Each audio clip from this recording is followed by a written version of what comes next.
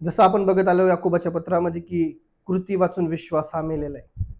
जर माझ्यामध्ये विश्वास आहे आणि जर कृती नाही तर विश्वास माझा मेलेला आहे. पुष्कळदा काय होतं की मी देवावरती विश्वास ठेवतो, देवाला मी प्रार्थना करतो, मी खूप दिवस झाले मी प्रार्थना करतो आणि त्या प्रश्नाचं मला उत्तर भेटत नाही. त्याचा सीन असा बनतो काही काही वेळेला लाईफमध्ये असं की देव मला एखादी गोष्ट करायला सांगतो पण ती गोष्ट मी करत नाही. कारण माझा देवावरती विश्वास आहे, पण जी गोष्ट तो मला करायला सांगतोय ती गोष्ट मी करत नाही आहे. आणि जर ती गोष्ट मी करत नाही, ती गोष्ट जर कृतीमध्ये येत नाही आहे, तर माझा विश्वास हा मेलेला आहे. आणि त्याच्यामुळं मला काही प्रश्नांची उत्तर मला भेटत नाही. ज्या गोष्टी ज्या प्रार्थना मी देवाकडे घेऊन जातो त्याचं मला उत्तर भेटत नाही. का नाही भेटत? तर त्याचं रिझन आहे. कारण देव मला जे करायला सांगतो ते मी करत नाही आणि मी दुसऱ्याच गोष्टी करत बसतो. जसं शिमोनाकडे जर आपण बघितलं की ज्यावेळेस शिमोन हा मासे पकडत होता आणि तो रात्रभर थकला तो मासे पकडून आणि सकाळी प्रभू येशू ख्रिस्त त्याला म्हणतो की शिमोना तुझी नाव मला तू दे आणि तू ती खोल पाण्यावर घेऊन चल आणि समुद्रामध्ये जाळं टाक. तो म्हणला की प्रभू मी रात्रभर कष्ट करून थकलोय आणि माझ्या हाती काहीच नाही लागलं, तरी पण जर तू म्हणतोस तर मी तसं करतो. आणि त्यांनी जाळी टाकली समुद्रामध्ये आणि ज्यावेळेस ते काढायला लागला तर एवढे मासे आले की जाळी फाटायला लागली. हे ब्लेसिंग्स आहेत, हे ब्लेसिंग्स आहेत की त्याने येशू ख्रिस्तावर विश्वास ठेवला आणि तो म्हणतो तसं त्यांनी केलं आणि ज्यावेळेस त्यांनी तसं केलं त्यावेळेस त्याचे एवढे आशीर्वाद त्याला प्राप्त झाले की त्याची माशांनी जाळी फाटू लागली. आणि ही कृती दिसती आणि ही जी कृती ज्यावेळेस शिमोनाने केली त्यावेळेस त्यांनी दाखवून दिला की प्रभू तू जसं जिवंत आहे तसा माझा विश्वास तुझ्यावर जो आहे तो जिवंत आहे. आणि ज्यावेळेस मी विश्वासाने एखादी गोष्ट करतो म्हणजे जिवंत विश्वासाने एखादी गोष्ट करतो ना, जी प्रभू येशू ख्रिस्त मला सांगतो त्या पद्धतीने मी करायला जातो, निश्चित अर्थाने मला आशीर्वाद प्राप्त होतात आणि इव्हन आपल्याला आशीर्वाद प्राप्त होतात. मग तुम्ही ज्या कोणासाठी पण प्रार्थना करा, ज्या कोणासाठी पण प्रार्थना करा, ज्या कशासाठी पण प्रार्थना करू द्या, डोंगर एवढ्या समस्या जरी असेल तरी पण काही प्रॉब्लेम नाही, कारण म्हणतो की डोंगर देखील हलवायला विश्वासामध्ये सामर्थ्य आहे. आणि तो विश्वास हा जिवंत असला पाहिजे. तो म्हणला की तुमचा विश्वास जर मोहरीच्या दाणे एवढा असेल आणि तुम्ही म्हणला की या डोंगराला उपटून जाऊन लाख समुद्रात, तर तसं होईल.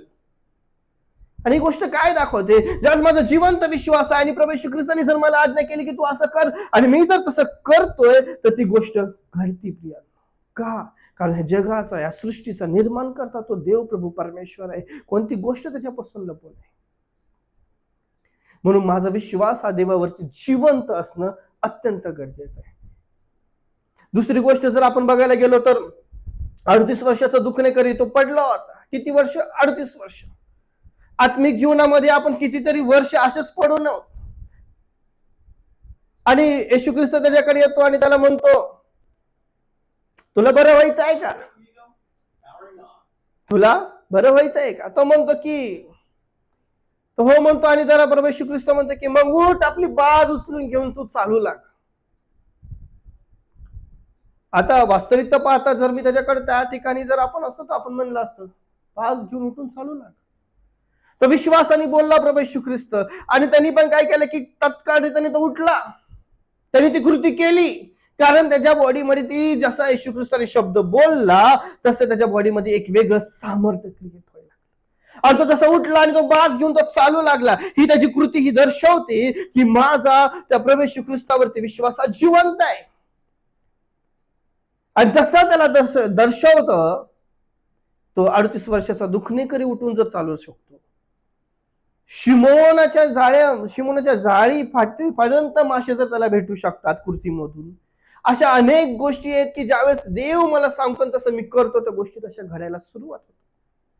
पण पुष्कळदा हाच प्रॉब्लेम येतो की मी देवावरती विश्वास ठेवतो पण माझी कृती एक वेगळ्या दिशेला चालली, माझा विश्वास वेगळ्या दिशेला चाललाय. दोघं जर अलाइनमेंट मध्ये नाही आहे तर मला देवाचे फळ प्राप्त होत नाही.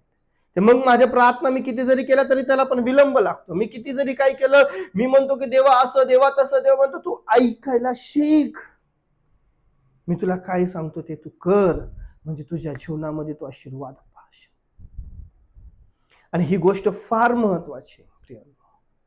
आज पुष्कळदा मी देवाला बऱ्याचशा गोष्टी ऐकवतो पण देव काय माझ्यासोबत बोलू इच्छितोय, तो काय मला करायला सांगतोय ही गोष्ट मी करत नाही. आणि तो माझा विश्वास आहे तसाच राहतो. म्हणून प्रियांनो, एक गोष्ट सांगू द्या मला तुम्हाला, की ज्यावेळेस मी प्रभू येशू ख्रिस्तावरती विश्वास ठेवतो आणि तो माझा विश्वास जिवंत आहे, हे जर मला सिद्ध करायचं आहे स्वतःला आणि देवासाठी, तर मला एक गोष्ट करणं गरजेचं आहे, की मला त्याचं ऐकणं गरजेचं आहे आणि तसं करणं गरजेचं आहे. प्रियांनो, देव तुम्हा प्रत्येकाला आशीर्वादित करो. आमेन.